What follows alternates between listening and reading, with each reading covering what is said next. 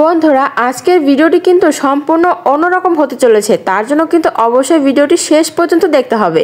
বন্ধুরা আপনারা যারা আমাদের চ্যানেলের নিয়মিত দর্শক তারা কিন্তু খুব ভালোভাবেই জানেন যে আমরা আমাদের চ্যানেলের পৃথিবীর বিভিন্ন দেশ সম্পর্কে যাবতীয় গুরুত্বপূর্ণ এবং মজাদার তথ্য স্বাবলম্বী নানান ভিডিও বানিয়ে থাকি। এই ভিডিওগুলি থেকে আপনারা যেমন নানা দেশ সম্পর্কে জানতে পারেন, তেমনি কিন্তু নানা অদেখা এবং অজানা জিনিস সম্পর্কেও আপনাদের ধারণা যথেষ্ট সমৃদ্ধ হয় এবং এই কারণেই কিন্তু আপনারা এই ভিডিওগুলিকে যথেষ্ট পছন্দ করেন, যার কারণে কিন্তু আজও আমরা আপনাদের জন্য এইরকম একটি ভিডিও নিয়ে উপস্থিত হয়েছি। এবং আজকে আমরা আমাদের এই ভিডিওতে কিন্তু ইউরোপের একটি সুন্দর দেশ লিথুনিয়া নিয়ে আলোচনা করব। তো চলুন বন্ধুরা আর কথা না বাড়িয়ে শুরু করা যাক আমাদের আজকের ভিডিওটি। লিথুনিয়া যার কিন্তু অফিসিয়াল নাম হলো রিপাবলিক অফ লিথুনিয়া, তবে এটি কিন্তু ইউরোপের বাল্টিক ভিজুয়ালের একটি সুন্দরতম দেশ। দেশটি কিন্তু বাল্টিক সাগরের পূর্বের তটেই অবস্থিত। এই দেশটি সুইডেনের দক্ষিণ পূর্ব দিকে এবং ডেনমার্কের পূর্ব দিকেই অবস্থিত। এছাড়াও কিন্তু এই দেশের উত্তর দিকে অবস্থিত দেশটির নাম হলো লাটভিয়া, দক্ষিণ এবং পূর্ব দিকে অবস্থিত বেলারুশ, দক্ষিণ দিকে অবস্থিত পোল্যান্ড এবং দক্ষিণ পশ্চিম দিকে অবস্থিত রাশিয়ার কালিনিনগ্রাড ও ব্লাড শহর।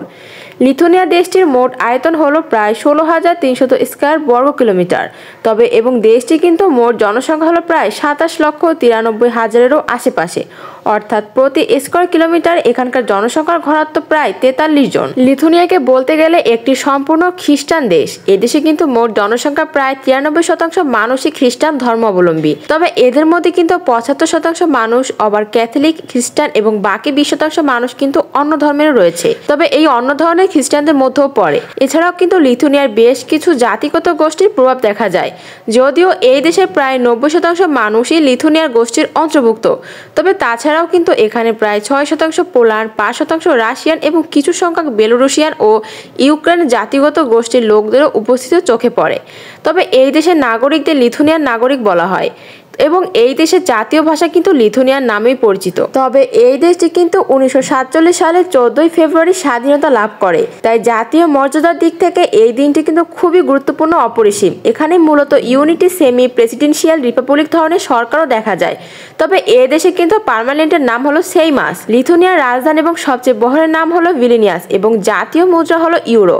তো বন্ধুরা এতক্ষণ তো আপনাদের সামনে লিথুনিয়া সম্পর্কে যাবতীয় গুরুত্বপূর্ণ তথ্যগুলি তুলে ধরলাম। আশা করি লিথুনিয়া সম্পর্কে এতক্ষণে আপনারা অনেকখানি জ্ঞান অর্জন করে ফেলেছেন। তাই এই লিথুনিয়াকে আরো ভালোভাবে জানার জন্য এবং ওখানকার সংস্কৃতিতে আরো ভালোভাবে বোঝার জন্য আসুন লিথুনিয়া সম্পর্কিত আরো বেশ কিছু তথ্যগুলি চটপট একবার জেনে নিই। আপনারা হয়তো অনেকেই জেনে থাকবেন যে লিথুনিয়ার জাতীয় খেলা হলো বাস্কেটবল, কিন্তু এই কথাটি এখানেই শেষ নয়, কারণ এই বাস্কেটবল খেলাকে নিয়ে সমগ্র লিথুনিয়াতে দেখা যায় এক অদ্ভুত উদ্দীপনা।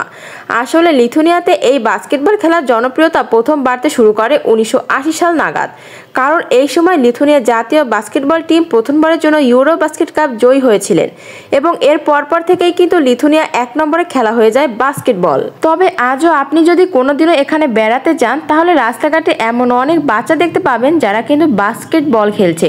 তবে সবচেয়ে বড় কথা হলো এত কম জনসংখ্যা দেশ হওয়া সত্ত্বেও লিথুনিয়া কিন্তু যাবতীয় বড় বড় বাস্কেটবল টুর্নামেন্টগুলিতে লাগাতার মেডেল জিতে এসেছে। লিথুনিয়া কিন্তু যারা এমনিতে সুপার করতে ভীষণ পছন্দ করে এবং এই কারণে কিন্তু আপনি এখানে প্রায় সব রকমের মদ তো পাবেনই, তার সাথে পাবেন বেশ কিছু স্থানীয় এবং ট্রেডিশনাল বিয়ার।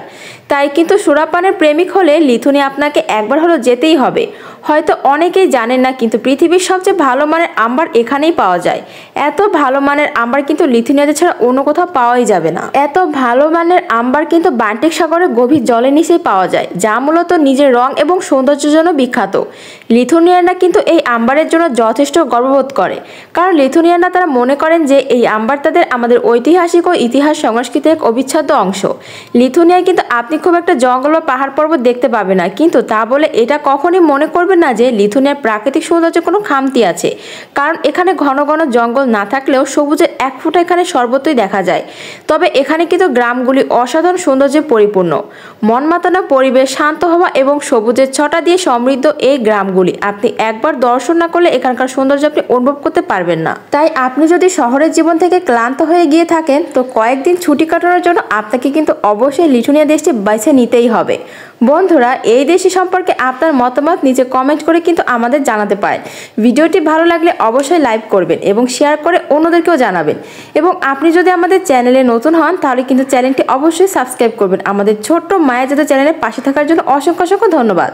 কিন্তু আপনাদের একটি কথা কিন্তু অবশ্যই কমেন্ট করে আমাকে জানাতেই হবে যে এর পরবর্তী ভিডিওতে আপনারা কোন দেশ সম্পর্কে জানতে চান। ধন্যবাদ।